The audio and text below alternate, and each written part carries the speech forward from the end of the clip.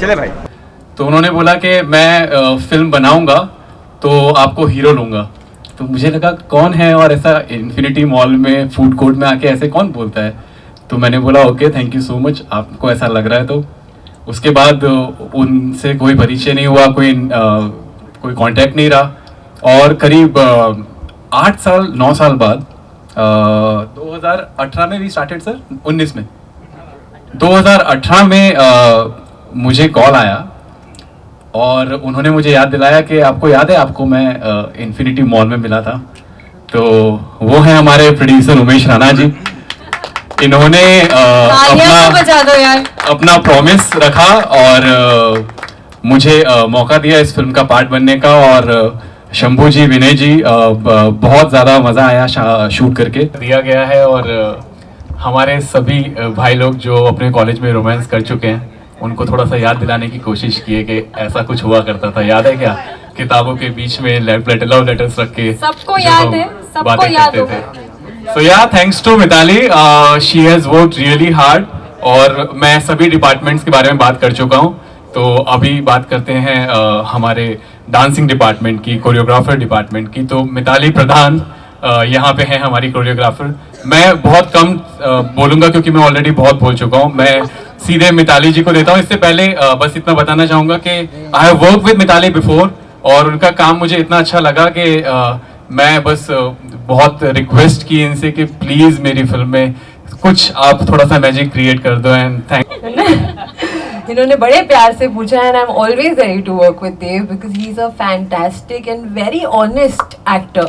सो मैंने इनके साथ में फर्स्ट एक फिल्म की थी already and that's how we came to know each other. Thanks to Lollipop sir, he is also part of this film but he is not part of the event right now. And but he has sent a lot of love to everyone and best wishes to Dev, Smriti and everyone else, Rajesh sir, everyone, Vinay sir, Umesh sir, Ashu sir, everyone. So thank you so much. I hope everyone loved the song क्योंकि मैंने खुद enter करते ही अपना गाना देखा and I was like Mitali you rocked. So I hope everyone loved it.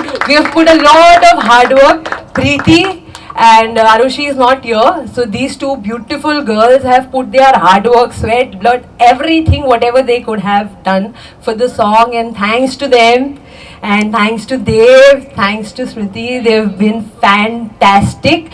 और हमारे सारे गाने एक से बढ़ के एक ही हुए हैं। आप लोगों ने गाने देखे होंगे और जैसे जैसे आप गाने देखोगे आपको हर किसी में कुछ ना कुछ अच्छा, कुछ एक्स्ट्रा एक्स फैक्टर देखने मिलेगा। So all the best to my team and thank you to all of you and I will hand over the mic to Preeti बेयोंसे।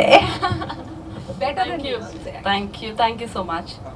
So first of all ये जो सॉन्ग है मुझे जब मिताली ने बोला कि चाहिए था बेसिकली और वो मुझे सुनने में मिला तो यानी कि आपकी मेहनत कामयाब हुई और सबकी मेहनत कामयाब हुई। और मैं थैंक्स बोलती हूँ सबको।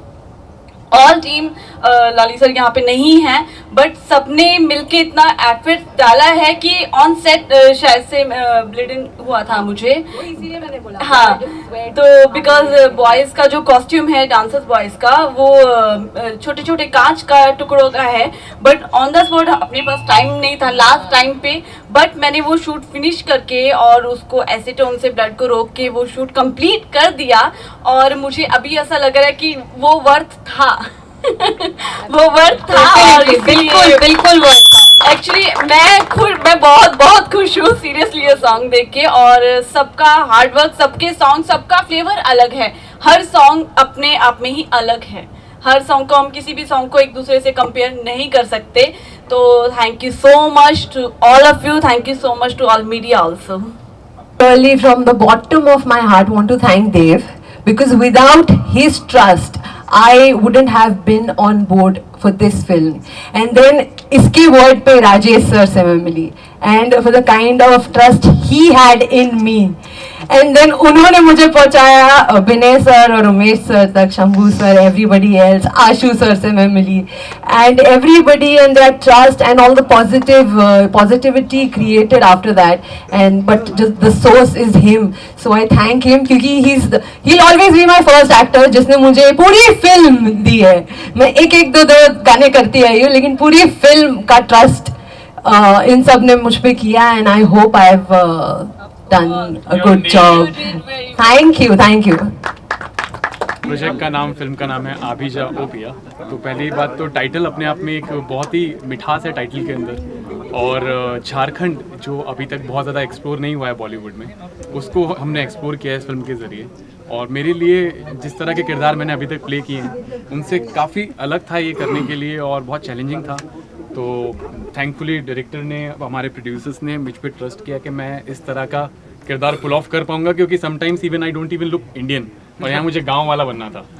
तो या it was very challenging for me, और मुझे लगा ऐसे चैलेंज जल्दी से नहीं मिलते हैं एक्टर्स को, तो इस वजह से मैंने इस फिल्म के लिए हामी भरी। देव, ये भी जानना चाहूँगा कि आप यारिया ऐसी फिल्म में कास्ट हो चुके हैं, मतलब अच्छा रोल प्ले किए, तो क्या कहना चाहेंगे जब कोई बड़ा प्रोजेक्ट होता है, बड़ा डायरेक्टर्स, बड़ा लेवल, फिर बाद में क्या एक्टर चूज ही हो जाता है किसी प्रोजेक्ट को लेकर? आप क्या किस तरह का मेंटलिटी रखते हैं प्रोजेक्ट्स को लेकर?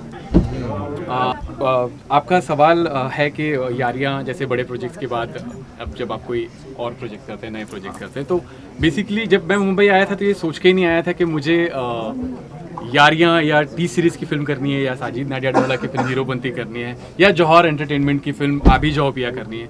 मुझे परफॉर्म करना था। मैं सिर्फ वो सोच के आया था कि मुझे एक्टिंग बहुत पसंद है, मुझे परफॉर्म करना, बहुत काम करना है। So by God grace he has been very kind to me कि मुझे काम मिलता गया और मैं करता गया। और अक्षय कुमार जी बहुत एक अच्छी बात बोलते हैं कि छोटी फिल्में और बड़ी फिल्में कुछ नहीं होती, आप अपनी ईमानदारी से अगर अपना काम कर रहे हैं तो वो चीज़ आपकी ऑडियंस तक ज़रूर पहुंच जाएगी और उसका रिजल्ट आपको ज़रूर मिलेगा।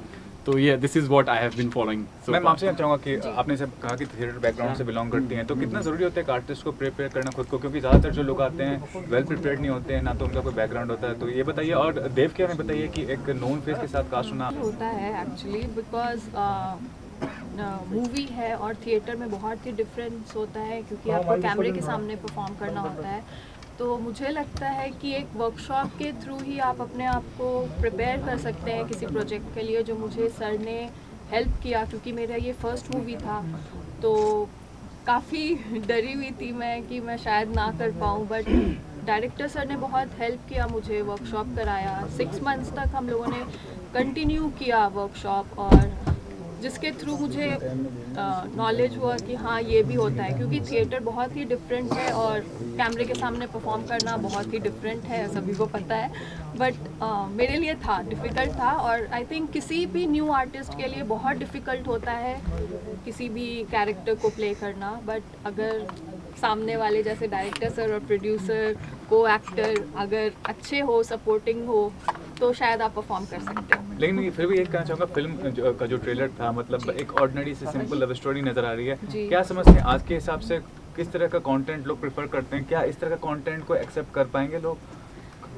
अब आजकल तो बहुत ही ज़्यादा, मतलब ये मूवी है अगर आपको अपना टेंशन हटाना है और माइंड फ्रेश करना है, ज़्यादा कुछ सस्पेंस और थ्रिलर ऐसा तो कुछ भी नहीं है, बहुत सिंपल, बहुत ही अच्छे, आप फैमिली के साथ बैठ के देख सकते हैं और अच्छी मूवी है। ऐसा क्या बोलूँ मैं? It's a good, I mean, whatever you want to say. नहीं, ट्रेलर देख के तो सबको पता ही चल रहा है कि बहुत ही सूदिंग अच्छी है फिल्म, गाने भी बहुत अच्छे हैं, कुछ ज़्यादा एक्शन थ्रिलर ऐसा तो कुछ नहीं है, बट सिंपल मूवी आजकल बहुत कम देखने को मिलती है। आजकल हमें टेंशन हो जाती है मूवी देख के कि यार ये क्या देख लिया, बट इसके बाद आप अगर थिएटर से बाहर निकलोगे तो काफ़ी अच्छा महसूस करोगे कि चलो कुछ देखा है। तो आई थिंक सो आप लोगों को देखनी चाहिए।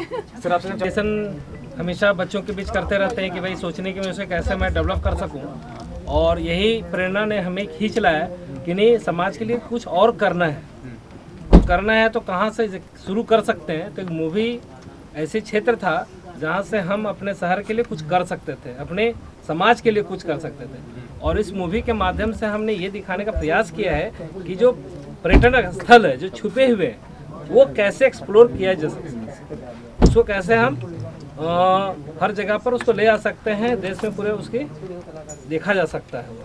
आपके दोनों आर्टिस्ट देव तो यारिया जैसी फिल्म में काम कर चुके हैं, पहले से जाना पहचाना नाम है, और मैम का भी थिएटर बैकग्राउंड है, तो इन दोनों का चयन कैसे किया, किस आधार पे किया, क्या खास नजर आया? वो हमारे एक और प्रोड्यूसर हैं उमेश जी, जिनकी निगाहें इन पे थी और इन्होंने ही इनको सेलेक्ट किया था। आइए सर। उमेश जी, क्या कहना चाहेंगे, जैसा बोल रहे हैं कि सिलेक्शन का जो आपका जिम्मेदारी था, तो क्या खास बात नजर आई देव में और मैम में जो आपने सेलेक्ट किया उनको सर?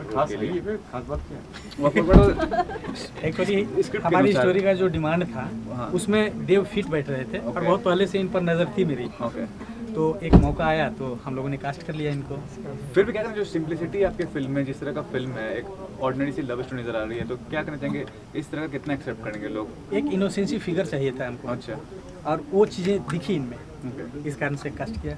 और किस तरह से आगे देख रहे हैं निर्माता के तौर पे, क्या प्रोजेक्ट्स अपनाने वाले, कि इस तरह के प्रोजेक्ट होगा जो एक सिंप्लिसिटी होगा और एक ऑर्डिनरी लव स्टोरी टाइप होगा, क्या करने वाले हैं आगे चल के आप निर्माता के तौर पे? झारखंड हमारा बहुत समृद्ध है, कला और संस्कृति के दृष्टिकोण से, पर्यावरण के दृष्टिकोण से काफ़ी समृद्ध है। हम लोग चाहते हैं कि इसको एक्सपोज करें। झारखंड में ऐसे कई धरोहर हैं, कई ऐसे हेरिटेज हैं जिनको एक्सपोज करने की ज़रूरत है। आप देखेंगे होंगे इसमें ऐसे ऐसे लोकेशंस है जो काफ़ी टफ हैं, जो आज तक अनटच्ड थे, तो उनको एक्सपोज किया गया है इसके माध्यम से। आप झारखंड की सांस्कृतिक विरासत को इसमें एक्सपोज किया गया है। और आज का जो माहौल है, आजकल का जो लॉकडाउन और कोरोना एक तरह का माहौल में, कितना फिल्म निर्माण क्षेत्र आपको लगता है कि चुनौतीपूर्ण हो गया है? हाँ, बिल्कुल चैलेंजिंग है, बट क्या है कि ऑडियंस है इसके।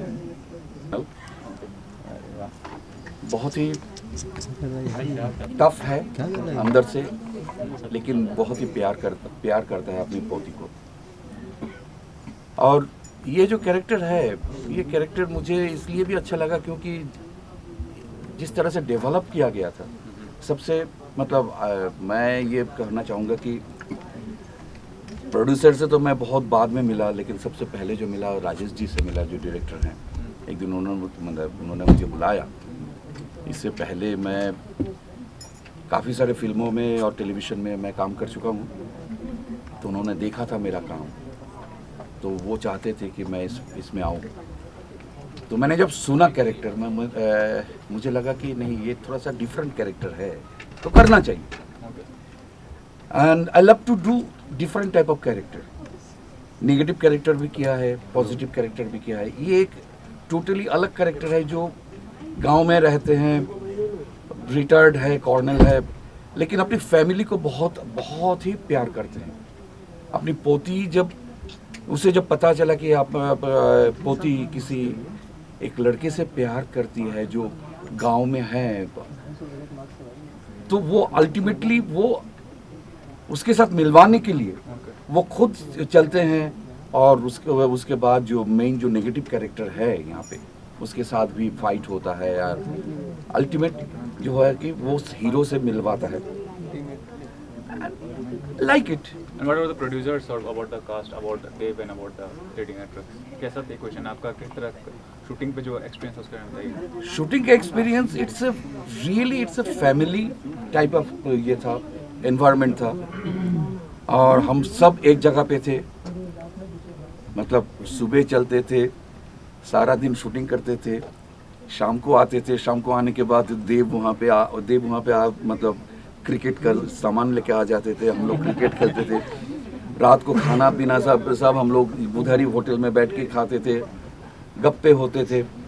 तो इट्स अ फैमिली बैकग्राउंड। मतलब ये नहीं था कि एक टिपिकल एक फिल्मी बैकग्राउंड है, क्योंकि जो प्रोड्यूसर्स हैं वहाँ के जो तीनों वहीं के हैं, झारखंड के हैं और Hazaribagh. And by the way Ranchi is my birth place.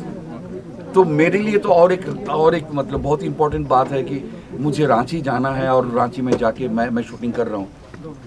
तो ये मेरे लिए भी मतलब एक इम्पोर्टेंट था। हजारीबाग मुझे बहुत अच्छा लगता है क्योंकि हजारीबाग मैंने बचपन में देखा था। उसके बाद इस बार जाके मैंने देखा तो मुझे भी बहुत अच्छा लगा। और producer they are very nice, very kind of, और हमारे लिए बहुत चिंतित थे। सबसे मतलब beginning day, opening day shooting के दौरान मेरे क्रैम्प आ गया था पैर में। तो उसके बाद ये तीनों प्रोड्यूसर इस तरह से मेरे ऊपर ये किए थे कि मतलब मेरी कोई तकलीफ ना हो, मेडिसिन से लेके डॉक्टर से लेके मतलब मेरे ख्याल रखे थे। तो क्या बताऊं कि they are so nice and they are very good friend of mine now. और सर ये फिल्म तो पूरी तरह से बैकग्राउंड इसका गांव का है, मगर गांव का होते हुए इसको मॉडर्न बनाया गया है। गाना वाना जैसे आप लोग देख रहे हैं तो बहुत ही इसको एक ऐसा नीश ऑडियंस के लिए हम लोगों ने नहीं इसको सोचा है। एक गांव के बैकग्राउंड होते हुए भी ये मॉडर्न है, ये हर तरह के ऑडियंस के लिए है। तो इसमें हम सफल हुए हैं, कहीं बहुत हद तक सफल हुए, और बिकॉज ऑफ प्रोड्यूसर जिन्होंने सारी फैसिलिटीज़ दिया, उन्होंने लोकेशन से एकदम अलग ही लोकेशन पर हम लोग शूट करने गए, बहुत टफ लोकेशन पर शूट किए, तो सारा कुछ मिलकर सफल हुए। और एक्टर लोगों का सपोर्ट था, टेक्नीशियंस का बहुत सपोर्ट था, और सबसे बड़ी बात है कि luckily Mitali ji also with me, हम दोनों की डेब्यू फिल्म है। तो थोड़ा सा अपने बैकग्राउंड बता दीजिए सर कि क्या बैकग्राउंड है आपका, मतलब इंडस्ट्री में आने से पहले क्या? मैं एक रिपोर्टर सीरियल आता था बहुत पहले 94-95 में, शेखर सुमन थे उसमें, वहाँ से मैंने एज ए असिस्टेंट डायरेक्टर शुरू किया था, और 100 एपिसोड होते होते मैं चीफ असिस्टेंट बन गया, फिर उसमें कास्टिंग डायरेक्टर भी बन गया। फिर एक फिल्म आई थी, यश चोपड़ा ने प्रोड्यूस किया था, सिंस शाइनी आहूजा के साथ, तो उसमें मैं एज एसोसिएट डायरेक्टर था। एक हॉलीवुड की फिल्म भी हमने किया था, उसमें असिस्टेंट इंजीनियर था, मानसून, जगमोहन मुंडा जी डायरेक्ट किए थे उसमें। और एक और फिल्म सुरेश वाडेकर ने प्रोड्यूस किया था, इसमें मनीषा कोइराला, काफ़ी बड़े, उसमें मैं बस एसोसिएट डायरेक्टर। तो करियर ऐसे करते करते चलता गया, और फिर प्रोड्यूसर से मुलाकात हुई, उन्होंने ट्रस्ट किया मेरे ऊपर, और आज आपके सामने। बारे में आप कहिए कैसा था गाना? आप लोगों को अच्छा लगा ना? बस फिर मेरा काम हो गया। मैं what do you say 70% work is done. मेरा 70% काम हो गया। अगर आप ही लोग हैं, ऑडियंस है, और अगर आप सबको गाना अच्छा लग रहा है और हम सबकी मेहनत आप लोगों को ऐसा लग रहा है कि we have done our best and we have given our 200%, then we are done and I am very happy. और इसमें प्रीति ने बहुत मेहनत She's की। a rock star. She's a rock star. Shoot के समय हम लोग देख रहे थे जिस तरह से ये मेहनत कर रही थी, और रिहर्सल हम लोगों ने रिहर्सल ये तो बहुत सबको परेशान करके रख दी थी। सब परफेक्ट चाहिए इसको। आपसे ये जानना चाहूँगा कि being part of a reality show और लोगों को रिकॉग्नाइज करते हैं, फिर भी आपको क्या लगता है कि बॉलीवुड इंडस्ट्री में इस तरह से एक्टर सॉन्ग मिलने में, ब्रेक मिलने में कितना मतलब टर्न हो जाता है? काफ़ी डिफिकल्ट सिचुएशन होता है कि लोग मुझे ऐसा लगता है अगर आप सच में बहुत ज़्यादा हार्ड वर्क करते हैं तो काम आपको ढूंढता है, आपको फिर काम ढूंढने की ज़रूरत नहीं पड़ती। चाहे आप बंद कमरे में हार्ड वर्क कर रहे होंगे ना, तो वो गॉड ऊपर से देखेगा और आपको काम दे देगा। और लकीली ये जो सॉन्ग मेरे पास है, मुझे आइडिया भी नहीं था कि ये इतने हाई लेवल पे और इतना ब्यूटीफुल दिखने वाला है। मुझे सडनली कॉल आया मिताली का कि ऐसे सॉन्ग है, आ जाओ। तो मैं वो गई करने के लिए, और मुझे वो सॉन्ग सुनते ही इतना मज़ा आया ना कि मैंने उसमें जितना इन्होंने चाहा, सब लोग बोलते मिताली बहुत तंग करते, बट मिताली ने मुझे ज़रा भी कुछ नहीं कहा, और हम लोगों ने इतने ऐसे मक्खन जैसे ये गाना कर दिया, सीरियसली।